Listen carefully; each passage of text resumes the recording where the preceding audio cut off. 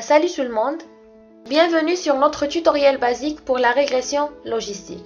Avant de commencer, d'abord c'est quoi la régression logistique? La régression logistique est l'un des algorithmes dédiés pour l'apprentissage automatique en se basant sur des bases de données réelles. En particulier, il permet la classification binaire et aussi la possibilité de faire la classification multiclasse. Dans cette vidéo, vous allez découvrir l'algorithme de la régression logistique, comment le calculer, comment apprendre les coefficients pour un modèle de régression logistique et aussi comment faire des prédictions. Et à la fin, vous aurez une petite simulation qui concerne notre algorithme avec l'utilisation de l'outil Weka. Dans ce tutoriel, nous utiliserons un jeu de données supervisé. Cet ensemble de données comprend deux variables d'entrée, x1 et x2, et une variable de sortie y. Les variables d'entrée sont des nombres réels aléatoires et les variables de sortie prennent deux valeurs, soit 1, soit 0, qui nous donnent le problème de la classification. Voici une trace de la base de données. Vous pouvez voir que nous pouvons facilement tracer une ligne pour séparer les classes. C'est exactement ce que nous allons faire avec le modèle de régression logistique. Le modèle de régression logistique prend des valeurs réelles et fait une prédiction quant à la probabilité de l'entrée appartenant à la classe par défaut qui est la classe 0. Si la probabilité est supérieure à 0,5, nous pouvons prendre la sortie comme prédiction pour la classe par défaut qui est la classe 0. Sinon, la prédiction c'est pour la classe 1. Dans notre exemple, pour ce jeu de données, la régression logistique a 3 coefficients.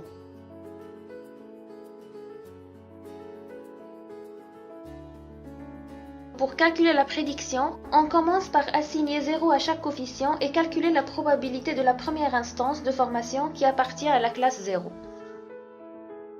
Pour calculer la prédiction, en assignant 0 à chaque coefficient et calculer la probabilité de la première instance de formation qui appartient à la classe 0. Comme vous voyez dans cette vidéo, on a 3 coefficients, B0 et B1 et B2. Après avoir assigné 0 à ces coefficients là B0 et B1 et B2, on va calculer la première instance de formation. Après avoir calculé cette prédiction, on obtient le résultat 0,5.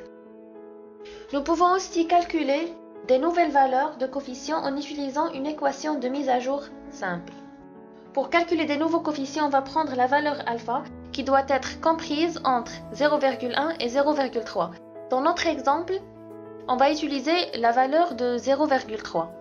Et maintenant, on va mettre à jour les coefficients en utilisant les valeurs de prédiction 0,5 et le coefficient 0 de la section précédente. Alors ici, on obtient le résultat calculé après 10 périodes, B0, B1 et B2.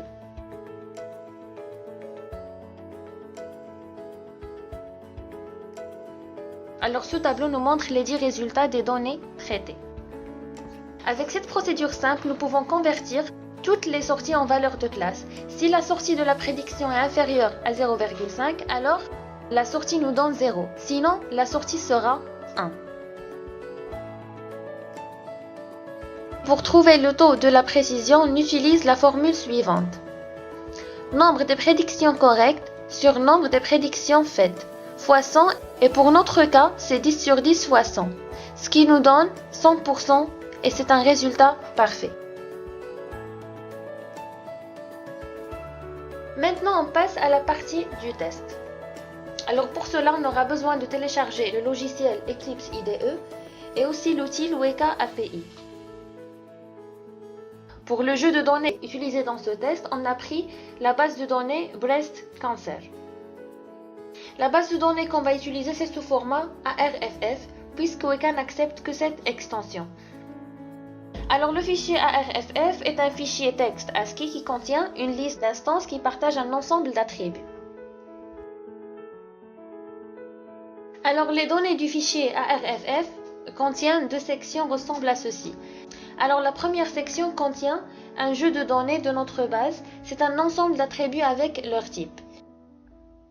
Et pour la deuxième section, le fichier contient les données des attributs.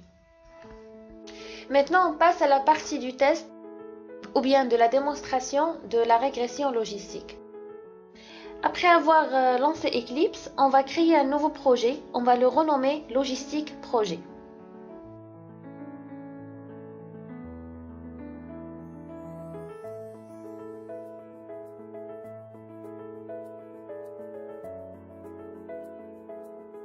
Pour utiliser l'outil Weka dans notre simulation, on doit d'abord importer la librairie API Weka qu'on va télécharger du site officiel. Vous allez trouver dans la description vidéo le lien de téléchargement Weka et Eclipse IDE.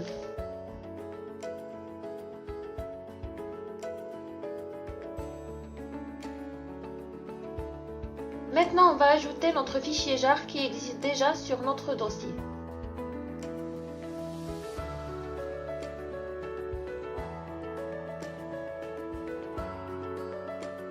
Maintenant, on va créer une nouvelle classe avec le nom suivant, testreg.java.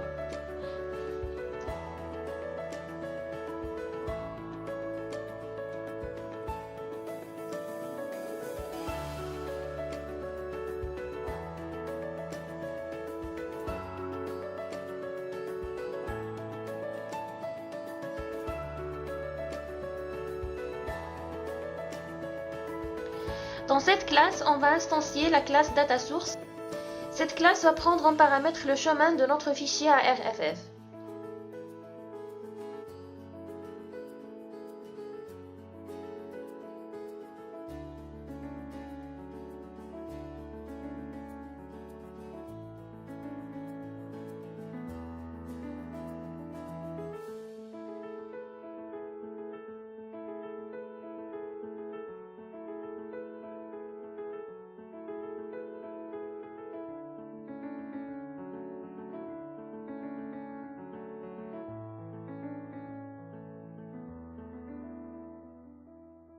On va définir l'index de la classe sur le dernier attribut, car dans notre fichier ARF, les classes sont positionnées à la fin.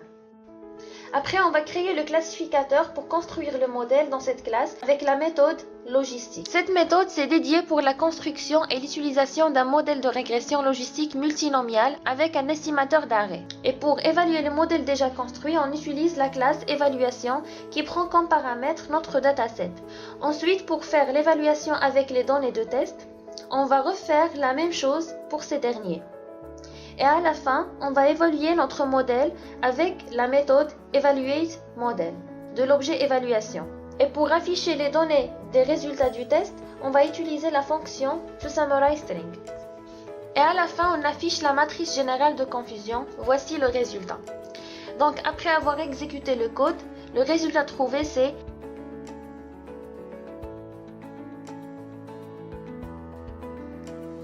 déjà acceptable pour notre cas.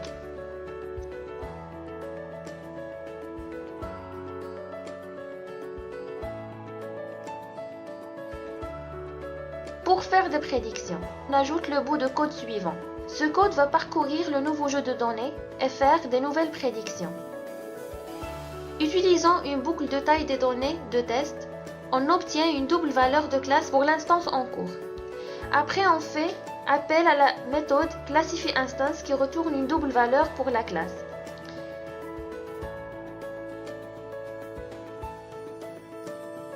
Finalement, après l'exécution, on affiche la valeur actuelle de l'instance et la valeur prédictive.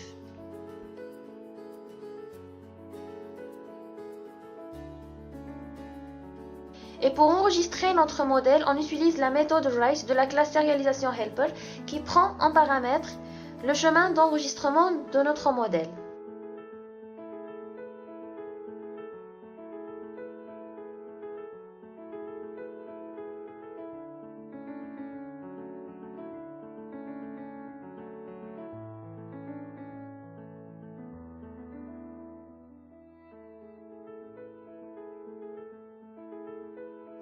Et pour utiliser ce modèle, on va travailler avec la méthode read de la classe serializationHelper et refaire les mêmes étapes qu'on a déjà citées, puis exécuter notre programme.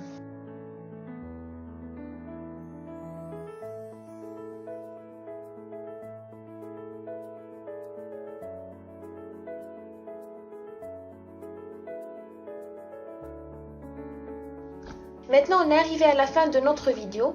Merci d'avoir suivi notre tutoriel. Si vous avez bien aimé le contenu, vous avez qu'à faire un like et s'abonner à notre chaîne.